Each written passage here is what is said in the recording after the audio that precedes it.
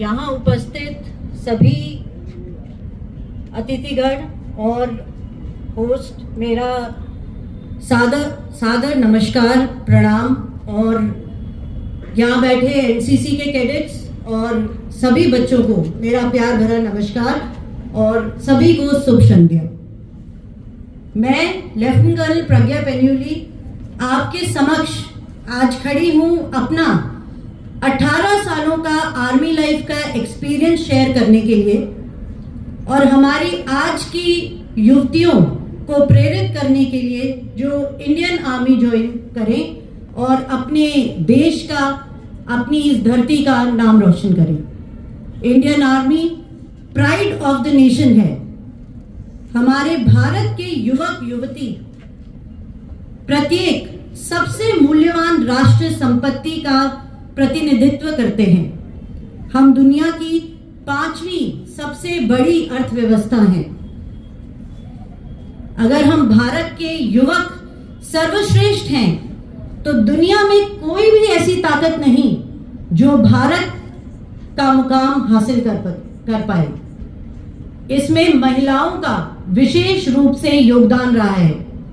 आज महिलाएं लड़ाकू जहाज उड़ाती हैं, पानी के जहाज पर अहम जिम्मेदारियां निभा रही हैं, स्पेशल ऑपरेशंस में भी अहम भूमिका निभा रही हैं। हमारी भारतीय सेना की सुप्रीम कमांडर हमारी ऑनरेबल प्रेसिडेंट श्रीमती द्रौपदी मुर्मू हैं, जो हमारे लिए एक प्रेरणा का स्रोत हैं और हमारी मार्गदर्शक भी हैं।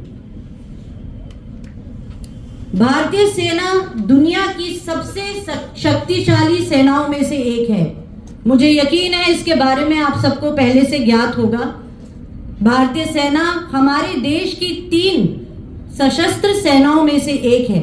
लगभग 1.45 मिलियन सक्रिय सैनिक के साथ भारतीय सेना दुनिया की दूसरी सबसे बड़ी स्थायी सेना है। इसमें लगभग, अगर मैं यहां पूछूं, कोई मुझे बता सकता है इसमें 1.4 मिलियन में से महिलाओं का कितना योगदान है? किसी को नंबर्स में कोई आइडिया? हमारी भारत की बेटियां लगभग 7,000 भारतीय सेना का भाग हैं और हमारी यही कोशिश होनी चाहिए कि आप युवतियां भी सेना के माध्यम से इस देश की सेवा करने का अवसर प्राप्त करें। सबसे कठिन, तनावपूर्ण, अनुशासित, नैतिकता से पूर्ण रूप से सहज एवं चुनौतीपूर्ण पेशे में रहकर जीवन का अनोखा ही आनंद आता है और इससे देशभक्ति की भी सारी सीमाएं और सैटिस्फैक्शन आपको प्राप्त होगा।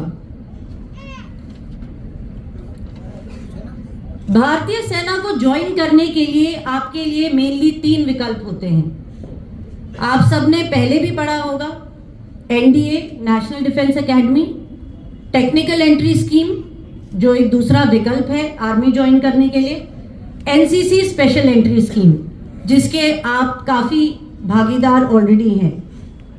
एनडीए में एंट्री करने के लिए आप 12th पास करके 60% आपका एलिजिबिलिटी स्कोर होना चाहिए, किसी भी स्ट्रीम के आप रहे हो, और आपकी उम्र 16 से 20 साल की उम्र की। टेक्निकल एंट्री स्कीम जो कि फिर से 12th के बाद की एंट्री स्कीम है, उसमें मेनली आपके जो सब्जेक्ट्स हैं वो आपको साइंस के रखने होते हैं, फिजिक्स, केमिस्ट्री, मैथ्स के साथ। उसमें 70% का कट ऑफ रहता है और उम्र की सीमा आपकी 16 से 20 साल रहती है। एनसीसी की जो स्पेशल एंट्री स्कीम है, मुझे यकीन है आप बच्चों को इसके बारे में अवश्य पता होगा। वो भी एंट्री स्कीम में आपका 12th या फिर ग्रेजुएशन के बाद एनसीसी का सी सर्टिफिकेट आपको डायरेक्ट इंटरव्यू के लिए कॉल आर्मी की तरफ से आता है।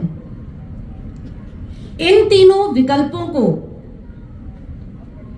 देखने के बाद आप जिस भी विकल्प से आर्मी ज्वाइन करते हैं, आपके पास 4 प्रकार की एकेडमीज है जिससे हम लोग पास आउट होते हैं। एक तो नेशनल डिफेंस एकेडमी है, उसके अलावा इंडियन मिलिट्री एकेडमी देहरादून, और उसके अलावा ऑफिसर्स ट्रेनिंग एकेडमी चेन्नई और गया, ये 4 एकेडमीज हैं जहां से हम कमीशन होके अधिकारी के पद पर आर्मी को ज्वाइन करते हैं। आर्मी ट्रेनिंग के दौरान आपका कड़ा प्रशिक्षण होगा और आपको बल एवं बुद्धि में ये और प्रबल बनाता है। मेरी इस 18 साल की सर्विस में मैं अगर आपको बताऊं तो मैंने भारत की कई कठिनाईपूर्ण एवं चैलेंजिंग जगहों में अपना कार्यकाल निभाया है, जैसे कि Jammu and Kashmir, north east में मीसामारी टेंगा जो असम में है, और मुझे बहुत ही स्वर्णिम अवसर इंडियन मिलिट्री एकेडमी में एज ए इंस्ट्रक्टर का भी सर्विस करने का अवसर मिला है। मेरी सर्विस के दौरान मेरे सक्षम होने तक और मैं अभी तक मेरे सामने अनेकों चैलेंजेस आए हैं, चाहे वो फिर प्रोफेशनल रहे हों या वो पर्सनल रहे हों, लेकिन मैंने आर्मी को कभी नौकरी नहीं समझा है। आर्मी अगर आप नौकरी की तरीके से सोचेंगे तो वो एक सही तरीका नहीं है। आर्मी मेरा पैशन है और मैं इस जज्बे को और इस पैशन को हमेशा की तरह हमेशा के लिए कंटिन्यू रखना चाहती हूँ। और अब यदि आप में से कोई भी निस्वार्थ देश की सेवा करने के लिए प्रेरित होता है और अपने देश की सुरक्षा के लिए प्रबल रहना चाहता है और अपना योगदान देना चाहता है, तो इंडियन आर्म्ड फोर्सेस ही एकमात्र ऐसा प्रोफेशन है, ऐसा कार्यकाल है जो आपको 100% सेटिस्फैक्शन देगा। और इसी के साथ कुछ पंक्तियों के साथ मैं अपनी वाणी को विराम दूंगी। ये पंक्तियां मैंने नहीं लिखी हैं ऑफ कोर्स, मगर मुझे भी ये बहुत प्रेरित करती हैं।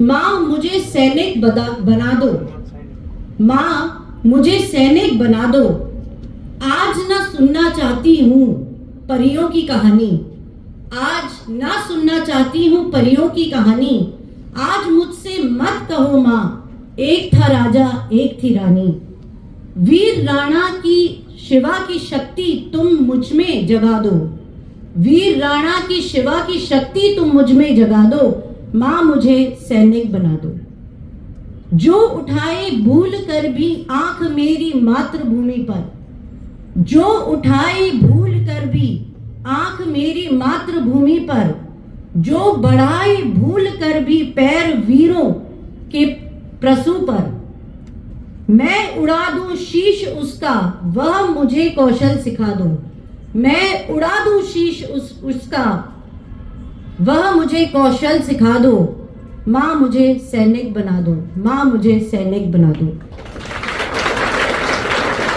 इन्हीं पंक्तियों के साथ मैं अपनी वाणी को विराम देती हूँ और मैं आमंत्रित करूंगी फ्लाइंग ऑफिसर प्रियंका को, जो आपको कुछ और इंसाइट देंगी आर्म्ड फोर्सेस ज्वाइन करने के लिए।